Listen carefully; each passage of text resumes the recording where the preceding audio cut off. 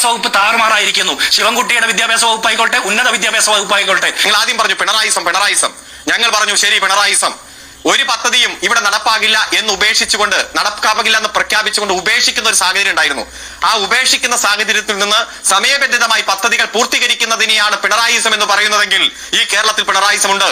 താങ്കൾ പറഞ്ഞല്ലോ വിദ്യാഭ്യാസ മേഖലയിൽ മൊത്തം പ്രശ്നമാണ്. ശിവൻകുട്ടിയുടെ നേതൃത്വത്തിൽ നിന്ന് ലാഭകരമല്ലെന്ന് പറഞ്ഞ 4632 സ്കൂളുകൾ അടച്ചുപൂട്ടിയതും അടച്ചുപൂട്ടപ്പെട്ട സ്കൂളുകളുടെ മുന്നിൽ നിന്ന് കുട്ടികൾ പൊട്ടിക്കരഞ്ഞതുമെല്ലാം 2011-2016 UDF-ന്റെ ഭരണകാലത്താണ്.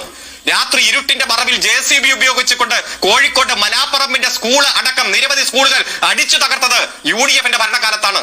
സ്കൂളിൽ പുതുതായി ഏർപ്പെടുത്തിയ ഫീസ് കൊടുക്കാൻ കഴിയാതെ അമ്പാടി എന്ന് പറയുന്ന വിദ്യാർത്ഥി 1 മുഴം കയറിൽ ജീവിതം അവസാനിപ്പിച്ചത് UDF ഭരിക്കുമ്പോഴാണ്.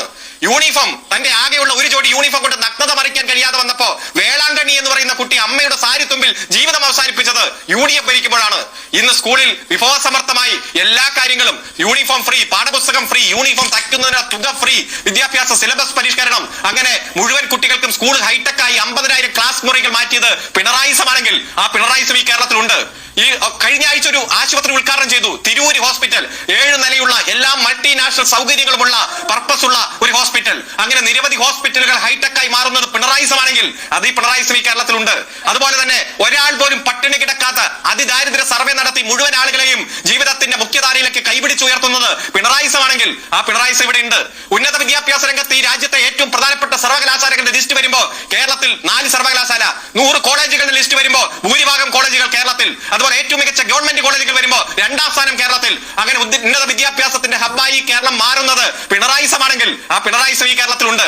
അതുപോലെ ഈസ് ഓഫ് ഡൂയിങ് ബിസിനസിൽ നിങ്ങൾ ഭരിക്കുമ്പോൾ 28ാം സ്ഥാനം, കഴിഞ്ഞ 2.5 വർഷം മുമ്പ് വരെ 28ാം സ്ഥാനം. ആ 28ാം സ്ഥാനം 15-ൽ നിന്ന് പിന്നെ 1-ലേക്ക്.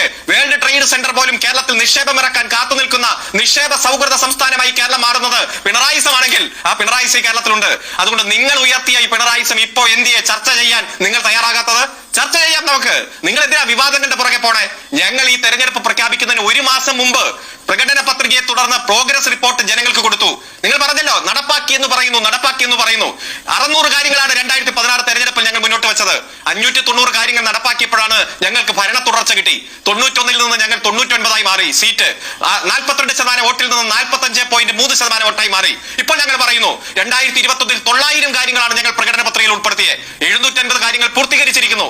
കുറെ കാര്യങ്ങൾ നടപ്പാക്കിക്കൊണ്ടിരിക്കുന്നു. ഇനി ചില കാര്യങ്ങൾ കൂടി ബാക്കിയുണ്ട്. ഇനിയുണ്ടല്ലോ 10 മാസം. ജനങ്ങൾ ചർച്ച ചെയ്യുകയാണ്. ഞങ്ങൾക്ക് വേണമെങ്കിൽ ഈ ഉപതെരഞ്ഞെടുപ്പ് കഴിഞ്ഞിട്ട് ഇറക്കാമായിരുന്നു പ്രോഗ്രസ് റിപ്പോർട്ട്.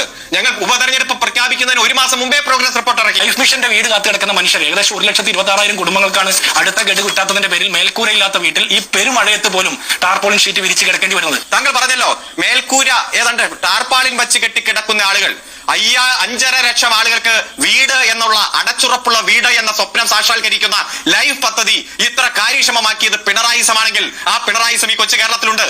ഒരു തുണ്ട് ഭൂമി എന്ന് പറഞ്ഞാൽ മനുഷ്യന്റെ അവകാശമാണ്, ആഗ്രഹമാണ്. ആ അവകാശം കൃത്യമായിട്ട് നടപ്പാക്കുന്ന, കൃത്യമായി അവർക്ക് ഭൂമിയുടെ ഉടമസ്ഥന്മാരാക്കി മാറ്റുന്ന പട്ടയ വിതരണം 4.5 ലക്ഷം പേർക്ക് കൊടുത്തത് പിണറായിസമാണെങ്കിൽ ആ പിണറായിസം ഇവിടെ ഉണ്ട്. 300-ൽ നിന്ന് 600 വരെ പല ഘട്ടത്തിലായിട്ട് വർദ്ധിപ്പിച്ച് നൽകിയത് ഉമ്മൻചാണ്ടി സർക്കാരിന്റെ കാലത്താണ്. ഉമ്മൻചാണ്ടി അധികാരം ഒഴിയുമ്പോൾ 1,200 രൂപ പെൻഷൻ വാങ്ങുന്ന മനുഷ്യർ കേരളത്തിലുണ്ടായിരുന്നു. ഒറ്റ കാര്യം ഞാൻ ചോദിക്കട്ടെ, ഇവിടെ ഞാൻ അങ്ങക്ക് UDF-ന്റെ 2016-ലെ കൃത്യമായിട്ടുള്ള ആ പ്രകടന പത്രിക അയച്ചിട്ടുണ്ട്. അതിൽ 16-ാമത്തെ അധ്യായം വയോജന ക്ഷേമമാണ്. ആ വയോജന ക്ഷേമത്തിൽ പറഞ്ഞിരിക്കുന്നത് വയോജന പെൻഷൻ 1000 രൂപയാക്കുകയും കൃത്യമായി എല്ലാ മാസവും വിതരണം ചെയ്യുകയും ചെയ്യും എന്നതാണ്. 1,200 രൂപ വീതം പെൻഷൻ കൊടുത്തിട്ടാണ് ഈ ശ്രീ ഉമ്മൻചാണ്ടി പോയതെങ്കിൽ ഞങ്ങൾ അധികാരത്തിൽ വന്നാൽ 1000 രൂപയാക്കുമെന്ന് പറയോ? നിങ്ങൾ 2 നേതാക്കന്മാർ, ഇപ്പൊ ഈ റീലിൽ മാത്രം ജീവിക്കുന്ന 2 നേതാക്കന്മാർ ഒരു ഇന്റർവ്യൂ ഒക്കെ എടുത്തിട്ടു. പെൻഷനെ കുറിച്ച് ജനങ്ങൾ അറിഞ്ഞു. ഇതൊക്കെ നന്നായി തന്നെ ജനങ്ങൾക്ക് ബോധ്യമുണ്ട്. 1980-ൽ സഖാവ് നായനാർ സർക്കാർ 45 രൂപയായി കൊണ്ടുവന്ന പെൻഷൻ പ്രത്യുൽപാദനപരമല്ലെന്ന് പറഞ്ഞ് എതിർത്തത് സാക്ഷാൽ കെ കരുണാകരനാണ്. 87-ലെ ഗവൺമെന്റ് അത് 60 രൂപയാക്കി, 96-ലെ ഗവൺമെന്റ് അത് 120 രൂപയാക്കി, 2006-ലെ ഗവൺമെന്റ് അത് 500 രൂപയാക്കി വർദ്ധിപ്പിച്ചിട്ട് പോയി. ഈ പെൻഷന്റെ ആകെ സംഭാവന 500-ൽ നിന്ന് അത് 600 രൂപയാക്കി മാറ്റിയ UDF ഗവൺമെന്റ് ആണ്. AK ആന്റണി സർക്കാർ 28 മാസം കുടിശ്ശിക വരുത്തിയെങ്കിൽ ഉമ്മൻചാണ്ടി സർക്കാർ അത് 18 മാസം കുടിശ്ശിക വരുത്തി. സംവാദമാണെങ്കിൽ അതിന്റെ എല്ലാ രേഖയും ഞാൻ തരാം. ഇതൊക്കെ നുണ പറഞ്ഞാൽ പണ്ടൊക്കെ ഏക്കുമായിരുന്നു. സത്യം സാമർത്ഥ്യത്തെക്കാൾ സുന്ദരമാണ്. നിങ്ങൾ പറയുന്ന എല്ലാ നുണയും പൊതുസമൂഹത്തിൽ പൊളിഞ്ഞടങ്ങുന്നതാണ് നാം കണ്ടുകൊണ്ടിരിക്കുന്നത്. നിങ്ങളുടെ നേതാവ് പ്രിയങ്ക ഗാന്ധി വന്ന് സംസാരിച്ചു. ഇന്നലെ നിങ്ങൾക്ക് അങ്ങനെയെങ്കിലും നിങ്ങളുടെ MPയെ ഈ മണ്ഡലത്തിലെ ജനങ്ങൾക്കൊന്ന് കാണാൻ പറ്റി. കാരണം വയനാട് മണ്ഡലത്തിന്റെ ഭാഗമാണ് നിലമ്പൂര്. നിലമ്പൂരിലെ ജനങ്ങൾക്ക് ഒരു ഉപതെരഞ്ഞെടുപ്പ് വേണ്ടി വന്നു അവരുടെ MPയെ കാണാൻ. അതവിടെ ഇരിക്കട്ടെ. എന്തായിരുന്നു പ്രസംഗം? ഈ ചൂരൽമല മുണ്ടക്കയിലെ പുനരധിവാസം നടക്കുന്നു. കേന്ദ്ര ഗവൺമെന്റ് നയാ പൈസ ഇതുവരെ അനുവദിച്ചിട്ടില്ല. അവിടെ ടൗൺഷിപ്പ് നിർമ്മിക്കുന്നു. പല എംപിമാരും സംഭാവന കൊടുത്തു. കോടിക്കണക്കിന് രൂപ കൊടുത്ത കേരളത്തിലെ എംപിമാരുണ്ട്. അതിൽ LDF-ന്റെ എല്ലാ എംപിമാരും കൊടുത്തു, UDF-ന്റെ ചില എംപിമാർ കൊടുത്തു. ഈ പ്രിയങ്ക ഗാന്ധി കൊടുത്തോ? 5 പൈസ ചൂരൽമല മുണ്ടക്കൈ പുനരധിവാസത്തിന് കൊടുത്തോ? 1 പൈസ കൊടുത്തോ? ഇല്ലല്ലോ. പിന്നെയോ വന്യജീവി സംഘർഷം താങ്കളും പറഞ്ഞല്ലോ. ആരാ ഈ നിയമം കൊണ്ടുവന്നേ? കോൺഗ്രസ് കേന്ദ്രം ഭരിക്കുമ്പോഴല്ലേ? അതിൽ അമെന്റ്മെന്റ് കൊണ്ടുവന്നത് കോൺഗ്രസ് കേന്ദ്രം ഭരിക്കുമ്പോഴല്ലേ? ഈ പ്രിയങ്ക ഗാന്ധിക്ക് മുമ്പ് രാഹുൽ ഗാന്ധി കൃത്യമായിട്ട് ഈ മത്സരത്തിൽ മത്സരിച്ചു, ഈ മണ്ഡലത്തിൽ മത്സരിച്ചു. എന്താണ് ഏത്? നിലമ്പൂർ ഉൾപ്പെടുന്ന വയനാട്ട് മണ്ഡലത്തിൽ മത്സരിച്ചപ്പോ എന്താ പറഞ്ഞേ? ഞാൻ വിജയിച്ചു കഴിഞ്ഞാൽ പാർലമെന്റിൽ ഉജ്ജ്വലമായിട്ടുള്ള പ്രക്ഷോഭം നടത്തി വന്യജീവി സംഘർഷം അവസാനിപ്പിക്കും, അതുപോലെ രാത്രി യാത്രാക്ലേശം പരിഹരിക്കും. കർണാടകത്തിലേക്കുള്ള വയനാട്ടിൽ നിന്നല്ലേ പ്രകടന പത്രിക കൊടുത്തത്? എന്താ പരിഹരിച്ചേ? 5 കൊല്ലം MP ആയിട്ടിരുന്നില്ലേ?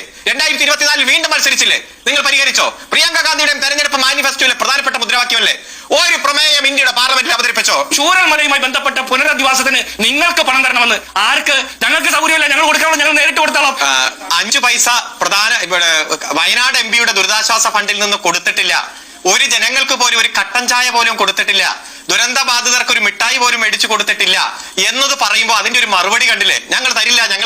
നിങ്ങൾ തരില്ല, നിങ്ങൾക്ക് കൊടുക്കാൻ കഴിയില്ല. അത് രാഹുൽ ഗാന്ധി ആയാലും കൊടുക്കില്ല, പ്രിയങ്ക ഗാന്ധി ആയാലും കൊടുക്കില്ല, കോൺഗ്രസ്സുകാരായാലും കൊടുക്കില്ല. നമുക്കറിയാം.